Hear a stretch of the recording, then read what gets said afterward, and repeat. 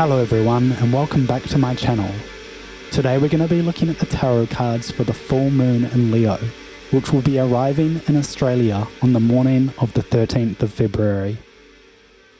Some of the themes that this full moon will illuminate within the tarot include courage, and that's specifically within our social environment. So having the strength to express ourselves freely, to be unique. There's a strong social aspect here, so we're also going to be looking at our relationship with our community and our relationship with ourself within that communal space. And then this is all wrapped up within a larger transformative process that we are constantly engaged in, and that is the process of needing to destroy in order to create again. That's a process that we really need to be willing participants in, but we'll unpack that a little later in the reading. So let's start by looking at the card for the moon in the third decan of Leo.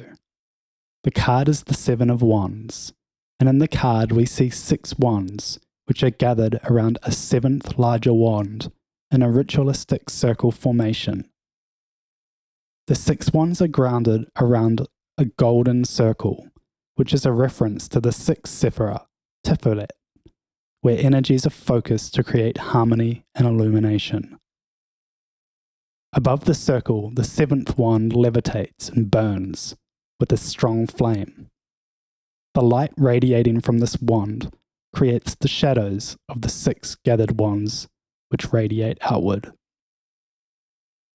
Whilst there is really a strong sense of a gathering of energy here in this card, we can see that the flames are not conjoined.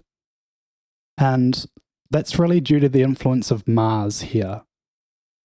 Mars separates and creates friction, can bring somewhat of a chaotic energy, and as Mars rules Aries, which we know is a cardinal fire sign, we can think of the fire of Mars as more of a impulsive, explosive kind of a force. We juxtapose that with the presence of Leo here, and Leo is a fixed fire sign. By fixed we mean sustaining, enduring, the long burn. And so while these two energies may seem fairly uncomplementary at first glance, in actual fact, what Mars begins, Leo continues. Leo is ruled by the sun, which represents spirit or self-consciousness. The energy of the sun beams down through the solar system, and each of us absorb and express that energy in our embodiment, in our incarnation. And so we are each a unique expression of that solar energy. And that is what the 7th wand embodies, burning brightly in the center of the circle and seen by the 6 others. The wand is expressing itself freely. It's interesting that the light of the wand is creating shadows from the 6 other wands. The 7s all live at the Sephirah of Netzah, which translates to victory. And so one victory here is over the forces that press in on us to conform to social norms or other people's expectations of who we should be or what we should do. The victory here is a product of having the courage to be ourselves. Let's pocket that and look at the card for the Sun in Aquarius, which is the 7 of Swords. In the card, 6 swords of various forms, which are all pointing down, stand upon a 7th golden sword, which is lying horizontally and balancing upon the Aquarius sigil.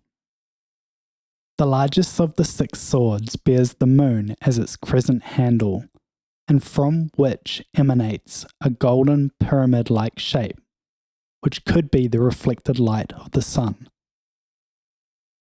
The light travels outwards and down, and the base of the shape culminates at the 7th golden sword. The swords are depicted amongst the clouds, giving us the sense that we are elevated at some great stratospheric height. This is the mental realm, which, just like clouds, can shift and transform from one idea to another, constantly recycling in perpetual motion. Now, in Rider-Waite and Thoth Tarot, the Seven of Swords can represent that we are taking on too much of other people's ideas, or that we are being weighed down, that we are become entangled in their thoughts and their beliefs, and that we aren't able to separate what's ours and what's not. There's a sense of fight or struggle in discerning which ideas we want to keep and which ideas we want to discard in order to rediscover what's ours and who we are. But here in the Tarot of the Sephira, this is not a fight. Remember, the sevens all live at Netza, or victory, and Netza is ruled by Venus, who embodies the qualities of love, of friendship, of giving and receiving, of laughter, beauty, and pleasure. Venus is a beautiful mother, and so is the moon, who we see in the crescent handle of the central sword in this card. The moon is a great listener, and so must be the seventh golden sword, because in order to maintain this balancing act, all of the positions, the movement, the qualities of the six other swords must be taken into account. And this is a balancing act that we too must perform. We need to have an awareness of what's alive for others and how we can pivot or shift in order to better support them. And while it's important to also be taking care of ourselves, of our own needs, and having healthy boundaries in place, ultimately it's really in everyone's best interest to be listening broadly, to be receiving information from all members of our community, and to be engaged. If we look back at the card, we know that if one of those swords falls, they all fall. That's a perfect place to move on to the last card for this read, which is Major Arcana 16, the Tower. Visually, this is such a different vibe to the two sevens that we've looked at so far, but there are a couple of links here. Firstly, in the green Sephira of Netza, which we see on the right of the card, and which joins horizontally to Hod on the left, the orange sphere. And then there's Mars, and this card is a lot of Mars. So let's unpack the imagery here. At the top of the card is an eye, and from the eye emanates a lightning bolt which has struck the top of the tower and set it alight. There is smoke and there is fire. Two other beams of energy radiate out from the eye, one falling on the Sephira of Netza and one on Hod. It seems like most of the tower is still intact. It does appear to be an incredibly robust structure, albeit now on fire. One of the more striking features of this card is a horned creature with its mouth wide open in the center of the tower.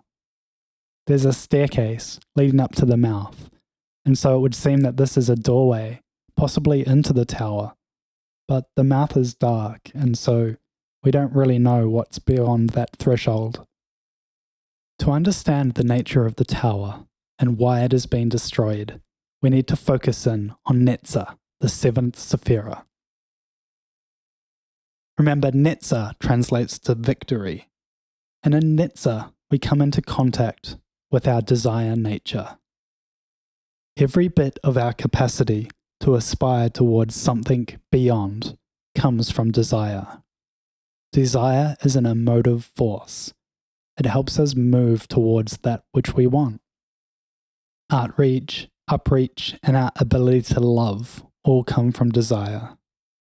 And when we desire, we charge an image. We give that a central spot in our altar of beingness. And so to refine this desire nature, we really need to consider what is worthwhile. And while we may all have a different response to that question, The Venusian nature of Nietzsche suggests that what is worthwhile is that which brings us more closer to beauty, to love, to connectivity, to oneness. And so, driven by the power of our desire, we begin to build the tower. And the tower grows. But if the tower is no longer the right structure to support our desire or our aspiration, then it simply must come toppling down.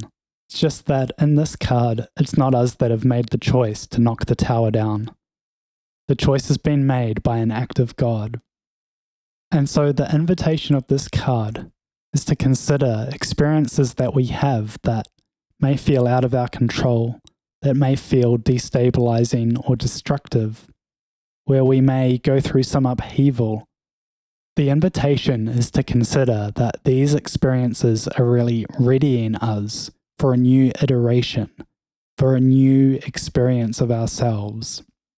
And if we're able to see things in this light, then there truly is a victory here.